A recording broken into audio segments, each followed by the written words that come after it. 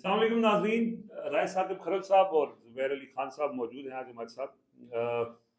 बहुत सारी चीज़ें आज डिस्कस करने के लिए, क्योंकि आज बहुत कुछ हुआ है इस्लामाबाद के अंदर, और पाकिस्तान में भी आज बड़े वाक़यात हुए। एक तो ज़ाहिर है जो खुजदार के अंदर एपीएस की बस के ऊपर अटैक हुआ, मासूम बच्चे शहीद हुए। 2 रोज़ पहले वज़ीरिस्तान में एक ड्रोन हमले में मासूम बच्चे शहीद हुए। ये जो वाक़या है ये बड़ा इम्पोर्टेंट है, क्योंकि जंग का माहौल चल रहा है और इस सारी उसमें सूरत हाल में ये कहा जा रहा था कि इंडिया को ऐसी चीज़ करेगा, तो ये इसको भी उससे रिलेट किया जा रहा है। पाकिस्तान ने इसके ऊपर रिएक्शन भी दिया है। आगे क्या होने जा रहा है उस पर बात करेंगे। पॉलिटिकल जो डेवलपमेंट्स हैं आज की, ख़ास तौर पे इमरान खान और पीटीआई के हवाले से। एक तो इमरान खान आज अडयाला जेल में समात थी, उसके अंदर आए, उन्होंने वहाँ पे गुफ्तगू भी की। जो आर्मी चीफ को फील्ड मार्शल का ओहदा मिला है उसके ऊपर भी उन्होंने कमेंट किया और भी गुफ्तगू की। वो क्या गुफ्तगू है जुबैर साहब से वो पूछेंगे। और इसके अलावा आज पीटीआई ने एहतजाज भी किया वहाँ पे इस्लामाबाद हाई कोर्ट के बाहर। काफ़ी लोग थे और कोई रुकावट भी वहाँ पे नहीं आई। इसकी क्या वजह है? और एक और चीज़ हुई कि अलीमा खान और अली अमीन गंडापुर की केपी हाउस में बड़ी तवील मुलाकात हुई, मुशावरत हुई, और वहाँ पे क्या गुफ्तगू हुई वो भी बड़ी इंटरेस्टिंग है, तो उस पर भी बात करेंगे।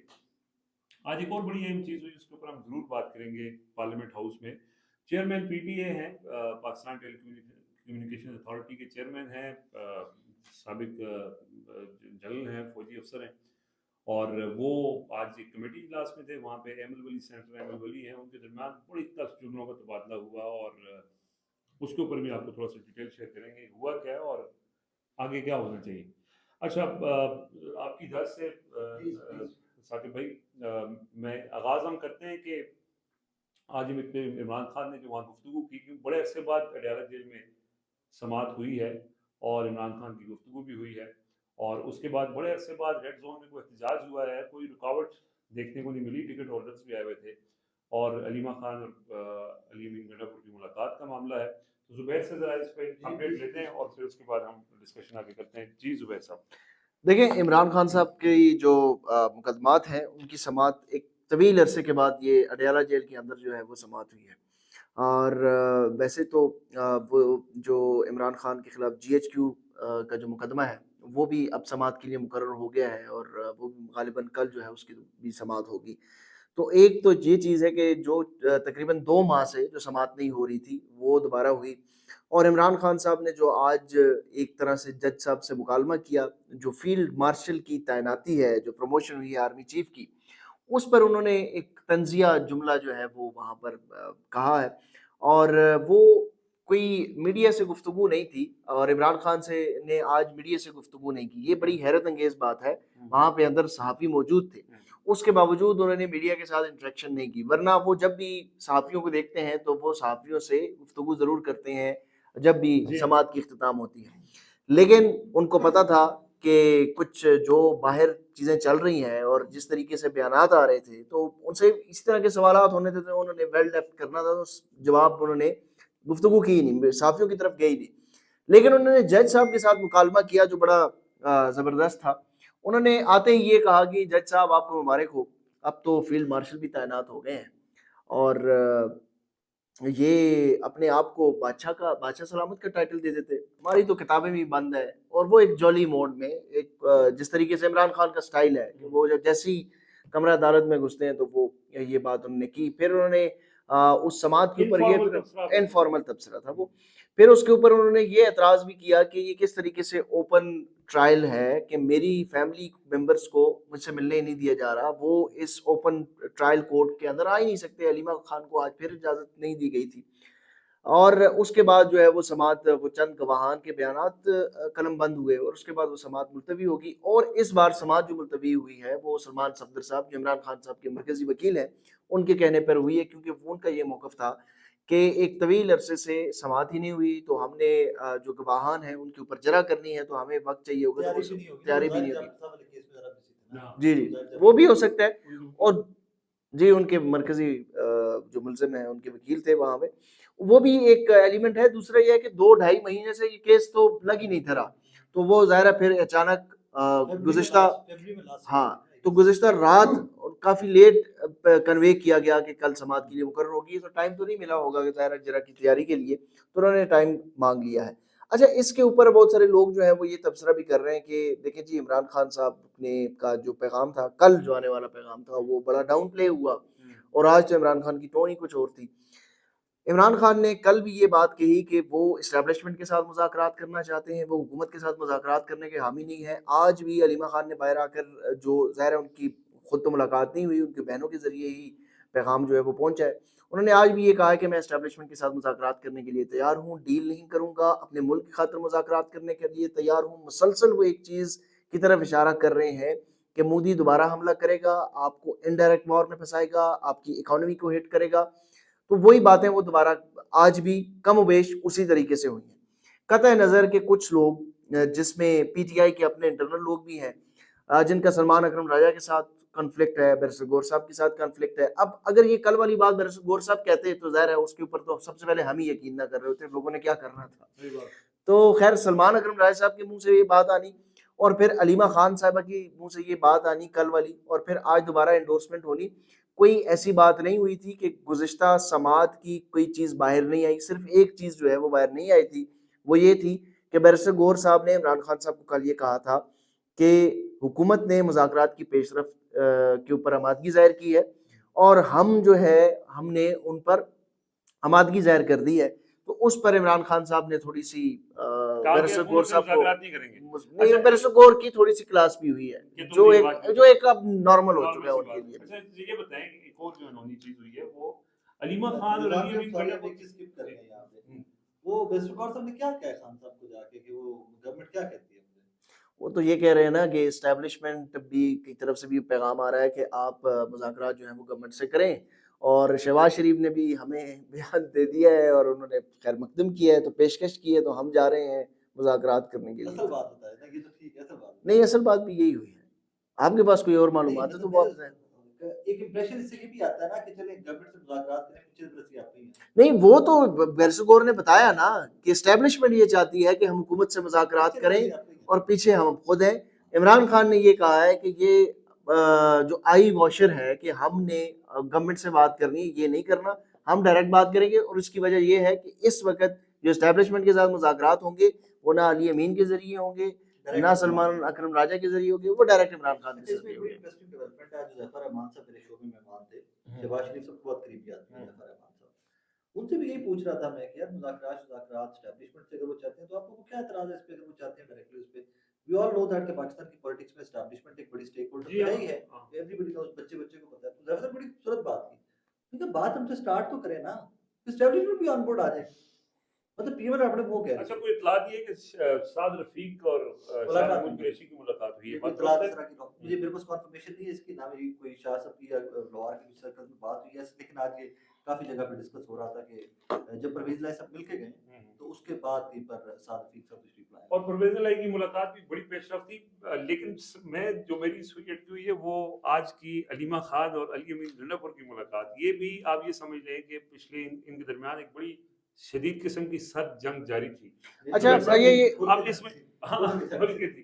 तो एक तो ये चीज़ तय है कि अलीमा खान अगर अली अमीन गंडापुर से आज मिली है तो इसका मतलब है कि शायद इमरान खान ने उनको कहा हो कि नहीं, नहीं, अलीमा खान इसमें से मुलाकात करो। एक चीज़ और आए, क्लैरिटी करना है। ये जो एक मुलाकात हुई है ना आज, ये कैमरों के सामने आई है। एक मुलाकात हफ्ते को हुई है। हफ्ते के रोज़ एक तो लोगों मुलाकात हुई है और की वो तकरीबन 7-8 घंटे तक वो मुलाकात हुई है और उसमें बाकायदा सीज़ फायर हुआ है। पहला सीज़ फायर उसी में हुआ है, एक दूसरे के नंबर जो ब्लॉक थे वो भी अनब्लॉक हुए हैं और जो एतमाद का फुकदान था वो भी ख़त्म हुआ है। अली अमीन गंडापुर ने उस मीटिंग के अंदर भी ये बात बताई है कि हमारे राब्ते किस सतह पर हैं और हम कैसे इमरान खान की रिलीज़ करने के लिए किस हद तक आगे बढ़ चुके हैं। लेकिन इसमें अलीमा एक खान चीज़ को कन्विंस कर लिया उन्होंने? कन्विंस किया तो नंबर ब्लॉक से हटा है ना भाई। आपने देखा नहीं कि उस एक मीटिंग के बाद अलीमा खान साहबा की टोन भी बदल बदल गई। गई है, वो तो ज़ाहिर है वो इमरान सामने खान से जब रख के मुलाकात के बाद। पॉइंट ब्लैंक पे फायरिंग भी होती थी ना, वो हाँ, पॉइंट ब्लैंक पे फायरिंग नहीं बंद हो हो रही। गई। अब देखें, खुद से फायर हो रहे हैं। कल फील्ड मार्शल का सवाल उनसे हुआ वेल तो लेफ्ट। उन्होंने खैर वेल लेफ्ट तो नहीं था लेकिन लेफ्ट कर दिया। आप छोड़ें, आज मैं यहाँ पे था इस्लामाबाद हाई कोर्ट के बाद जब एहतजाज कर रहे थे। हुँ। आज हर बंदा केपीके से जो आया हुआ था, वो पंजाब की तारीफ कर रहा था। देखें जी, पंजाब के सारे एमपीज़ आए हैं, पंजाब की सारी लीडरशिप आई, वाह जी वाह, कमाल हो गई। उधर से पंजाब के जो एमपीज़ आए हुए थे, वो सिंध वालों की तारीफ कर रहे जी। हैं। सिंध से जी 150 बंदा आया। वो जो टिकट होल्डर थे वो सारे आए हुए, फ़हीम खान साहब, वो आलम अली खान साहब, वो सारे आए हुए थे। उनसे बात करते थे, सिंध वालों से, कराची वालों से, वो कहते थे देखिए जी केपी के सारे सेनेटर आए, सारे एमएनएज आए, सारे वो सेनेटर्स वगैरह केपी वाले है ही कोई, एमएनएज और वो सारे आए हैं। तो उसमें वो एक जो था ना, जो यकजहती। ग्रुपिंग थी, जो रिफ्ट थी, वो आज नजर नहीं आई वहाँ हम्म, पे। वहाँ So, सब के सब इकट्ठे थे। सीज फायर जो है वो हर सतह पे है हाँ, लग रहा है कि उसका और इम्पैक्ट भी आ रहा है, उसका इम्पैक्ट भी आ रहा है। ठीक है। अच्छा, जाहिर है फिर वो कोई ना कोई, जैसे आपने कहा, इसका इम्पैक्ट आ रहा है।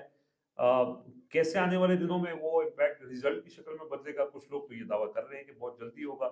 जुबैर साहब की राय ये है कि इसमें थोड़ा टाइम लग सकता है, और अगर हिस्टोरिकली देखें तो जाहिर है इस प्रोसेस में बड़ा मैं टाइम बात लगता जुबैर है। साहब को सेकंड करता हूँ, उसके और रिजवान भी काफी सारी वजूहात हैं। आज शहबाज शरीफ साहब की मुलाकात हुई साथियों से, अच्छा, वहाँ पर काफी सारे सवाल रिपोर्ट हो गए, काफी सारी चीजें आपको पता है, इस तरह की मीटिंग्स की काफी नहीं देर होती, रिपोर्ट ऑफ द होती रिकॉर्ड। रहती है। नहीं, रिपोर्ट होते भी बड़ा टाइम लगता है ना, जी, वो जी। गुलजार वाला एक इंसिडेंट हो गया तो सारी खबरें डाई डाउन कर गई, वो हर तरफ, और होना भी उसी खबर को चाहिए था, पूरी दुनिया के सामने गुलजार का इंसिडेंट की रिपोर्ट होना चाहिए। वहाँ पर शहबाज शरीफ साहब से आज कैटेगोरिकली पूछा गया कि आप ये वफूद बाहर भेज रहे हैं, इसमें ऑपोजिशन क्यों नहीं है? उन्होंने कहा क्या मतलब ऑपोजिशन, पीटीए क्यों नहीं है? तो उन्होंने आगे से एक बड़ा, मेरे नजदीक तो वो अजीब सा जवाब है, ही सेड कि जी जंग के दिनों के अंदर तहरीक इंसाफ ने कुछ इस तरह की स्टेटमेंट्स दे दी थी, we sat together and then we decided कि हमें इनकी जरूरत नहीं है, या हमें इनको वफूद का हिस्सा नहीं बनाना चाहिए। हाँ, वो दो, आई डोंट नो वो कैटेगोरिकली उन- स्टेटमेंट्स का जिक्र भी किया देखिए उन्होंने। वो दो स्टेटमेंट्स उन्होंने उनके जो सोशल मीडिया पेजेस हैं वहां से दोबारा जंग उमर के बाद अयूब साहब उमर और अयूब और अलीमा खान के अलीमा। स्टेटमेंट्स चलवाए गए। और देखिए हुकूमत क्यों अच्छा, चाहेगी फिर शहबाज शरीफ ये, साहब अगर ये चाहते हैं तो फिर उन्होंने नवाज शरीफ के साथ भी कथा तालगी कर ली होगी, उन्होंने तो कोई स्टेटमेंट ही नहीं दी।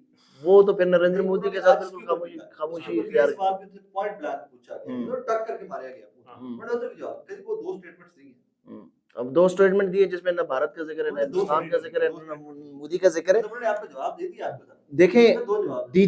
DGISPR की स्टेटमेंट उठा के देख लें, उसमें तो उन्होंने सियासी, तमाम सियासी कायदीन का, अतार तरट साहब आपकी सोशल मीडिया, पीटीआई की सोशल मीडिया का, पीटीआई की सोशल मीडिया की तारीफ वो कर रहे हैं, तो फिर शहबाज शरीफ साहब को ऐसे मौके के ऊपर पॉलिटिक्स करने की जरूरत नहीं थी। अब दूसरी तरफ अगर हिंदुस्तान को देख लें, अब हिंदुस्तान को देख लें तो वो खैर इन बहुत सारी चीजें इन्होंने नरेंद्र मोदी के साथ यारियां तो पाल रही हैं, कुछ चीजें सीख भी लेनी चाहिए ना। शशि थरूर जो कि इस वक्त सबसे बड़े नाकिद हैं बीजेपी गवर्नमेंट के, उनके ऊपर उन वो भेज रहे हैं वफद में। फिर जो राहुल गांधी हैं, जंग के दौरान उन्होंने पार्लियामेंट में खड़े होकर क्या स्टेटमेंट दिया कि ये बिहार के इलेक्शन के लिए सारा कुछ करवा रहे हैं, तो क्या फिर वो कांग्रेस को, तो उस हिसाब से तो कांग्रेस को फांसी लगा देना चाहिए नरेंद्र मोदी को। असल नून लीग का तो सर्वाइवल इसी के ऊपर है ना। उन्होंने तो ये 9 मई वाले मामला और फौज जी। के दरमियान और पीटीआई के दरमियान जंग, और जब से ये माहौल थोड़ा बेहतर ऐसा शुरू हुआ है ना होना, तो आपने देखा है कि उनमें बड़ी बेचैनी भी पाई जाती है ना। उनके जो सोशल मीडिया अकाउंट्स आगे जो वो चलते रिजवान हैं, भी यहाँ पे उनकी बेचैनी से आप अंदाजा लगा लें कि उनको पानी में छुरी यहाँ नजर पे आती है। एक चीज आई थिंक जरूर डिस्कस की जानी चाहिए, वी शुड टेल पीपल, जो भी हमें सुन रहे हो, कहीं पर देख रहे हो, वी शुड टेल पीपल यार, अब वो एस्टैब्लिशमेंट भी by name field marshal Asim Munir उस लेवल पे या उस कंडीशन में आ चुके हुए हैं कि चीजों को आगे चल पड़ना चाहिए। वो जो जमूर था ना, जो पूरी कौम एक जगह पे फंस गई थी आके, कि वे आउट नहीं निकल रहा था, वो way out, it's very unfortunate, wars are never welcome, जंग कभी भी हम वेलकम नहीं कर सकते, किसी भी जंग को कोई भी कौम नहीं करेगी। जंग ने वो अपॉर्चुनिटी दी है इस कौम को, इस अपॉर्चुनिटी को कैश किया जाना चाहिए।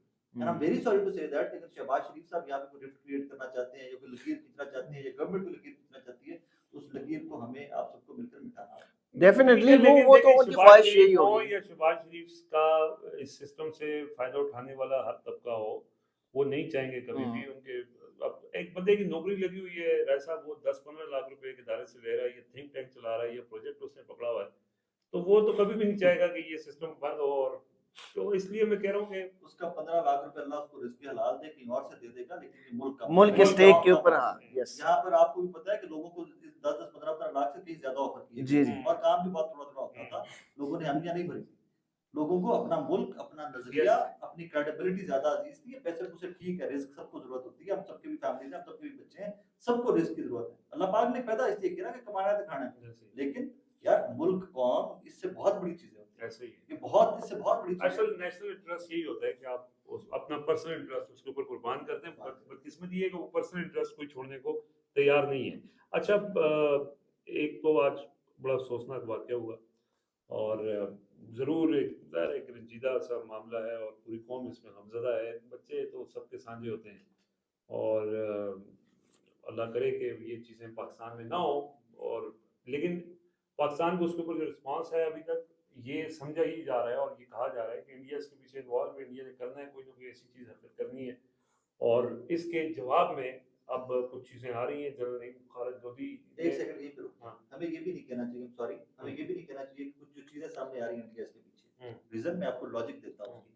वहां पे ये धमाका होता है, वहां पे ये अटैक हुआ है, हमारे बच्चे शहीद हुए, हमारे फूल शहीद हुए हैं, एग्जैक्ट उस टाइम के ऊपर जो ये सेपरेटिस्ट है बलूचिस्तान के, जो खुद से वॉरियर्स बने हुए हैं, वो इंडियन टेलीविजन के ऊपर पेपर दे रहे थे एग्जैक्ट उस टाइम के ऊपर, with in couple of minutes plan था और सुना है कुछ प्लान था। शुवाहिद अगर आप इंडिया इन्वॉल्व नहीं था तो वो जो खुद से फ्रीडम फाइटर सो कॉल्ड बने हुए जो दहशतगर्द है सारे के सारे, उनके पेपर क्यों हो रहे थे उस टाइम के ऊपर इंडिया?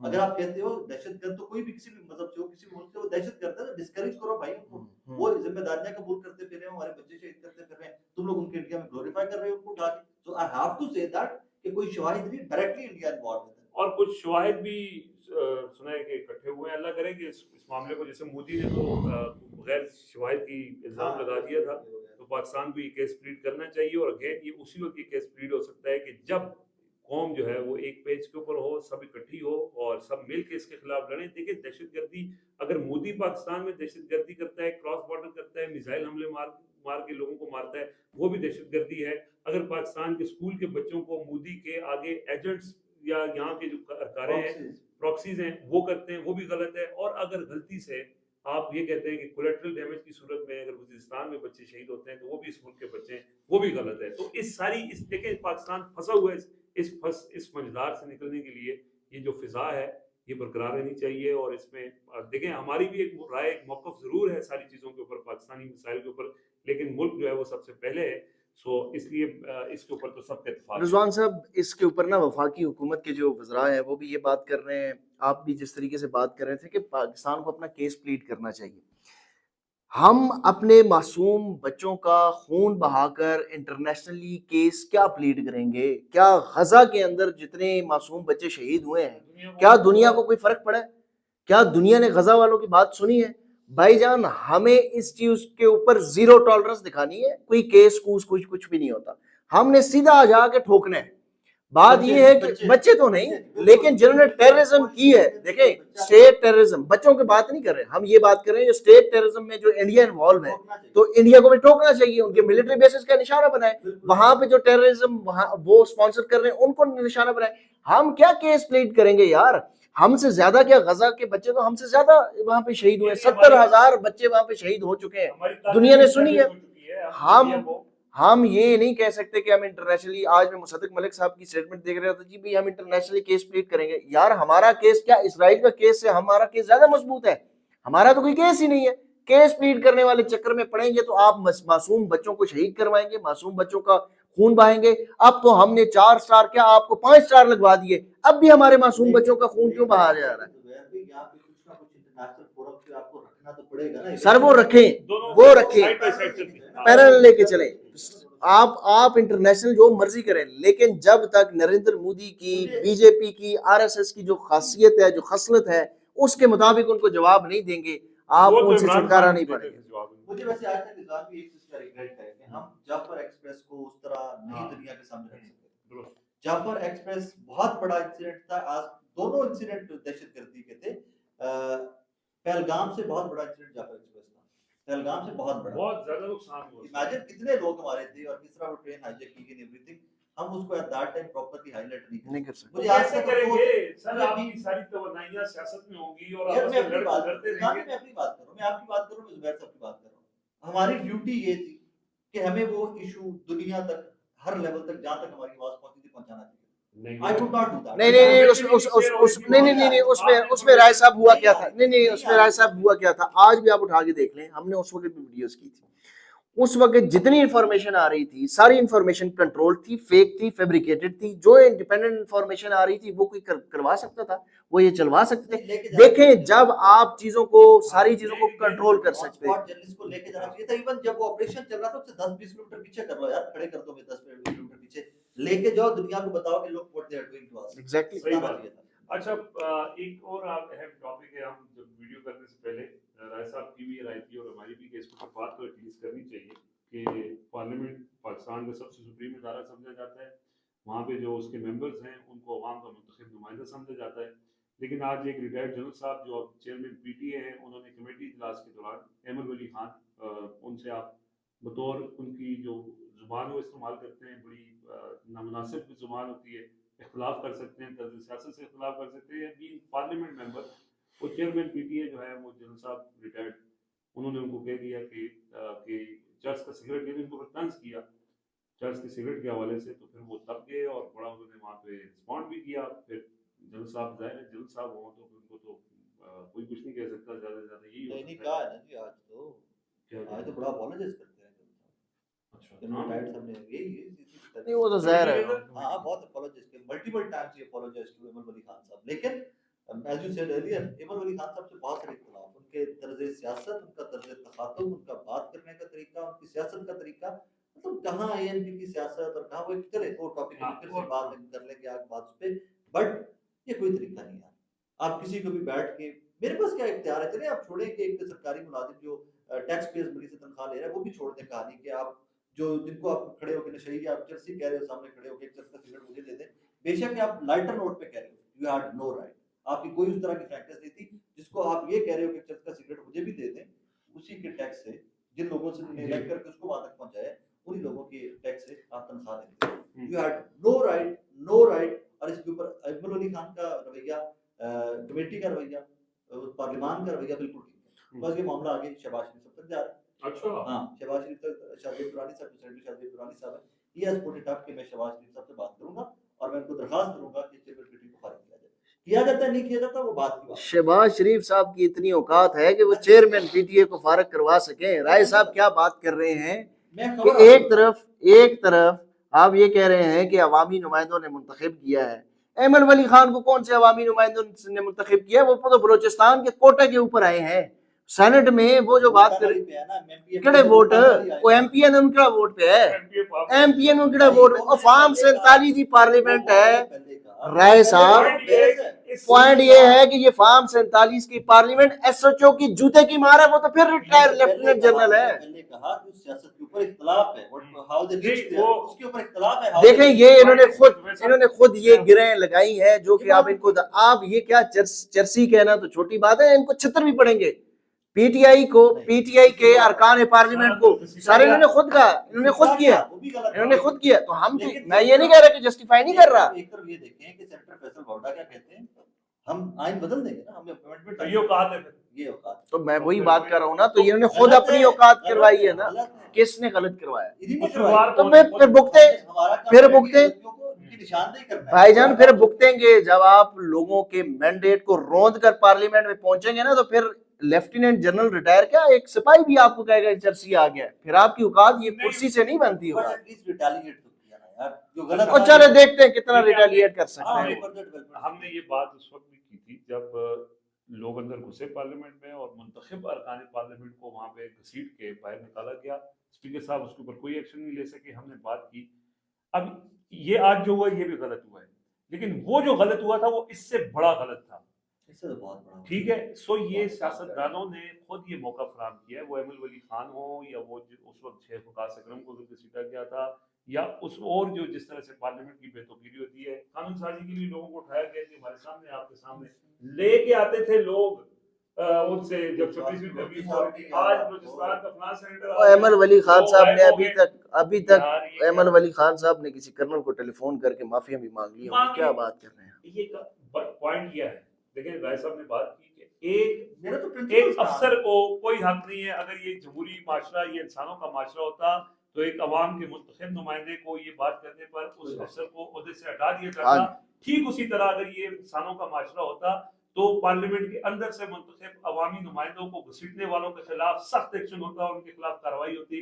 बदकिस्मती से जो कस्टोडियन ऑफ कार्रवाई हुई ना, वो सर्जन के खिलाफ नहीं कार्रवाई हुई ना, याद साजिद अपने बाद में कहा ना कि शिवाजी नहीं मिले, ऐसे कार्रवाई थी ना, मतलब कस्टोडियन ऑफ द हाउस से वो कहते हैं शिवाजी नहीं शिवाजी मिले। नहीं मिले। सो फिर ऐसी केड़ी पार्लियामेंट, तो क्या पार्लियामेंट की तौकीर और क्या अरकान पार्लियामेंट की तौकीर, ये बड़ी बदकिस्मती है। और बदकिस्मती ये भी है कि जब उस वक्त अरकान को घसीटा गया तो पाकिस्तान के मीडिया चैनल पे ये खबर नहीं चली, लेकिन आज एमल वली खान जिनके इंतखाब के ऊपर भी शक है, उनके साथ मेजर साहब ने जो ज्यादती कर दी या बात कर दी, उसको उन्होंने बड़ा ढिंढोरा पीटा। ये दौरे मेयार हर तरफ है, ये इसको मुनाफिकत कहा जाता है। और जिन माशरों में मुनाफिकत हो उनका फिर इसी तरह का, तो ये बतौर मजमूई सबको जो है ना वो अपने अपने गिरबानों में झांकने की ज़रूरत है। अल्लाह पाक हम सब हामी और नासर को इजाज़त दीजिए। अल्लाह अल्लाह हाफ़िज़। हाफिज।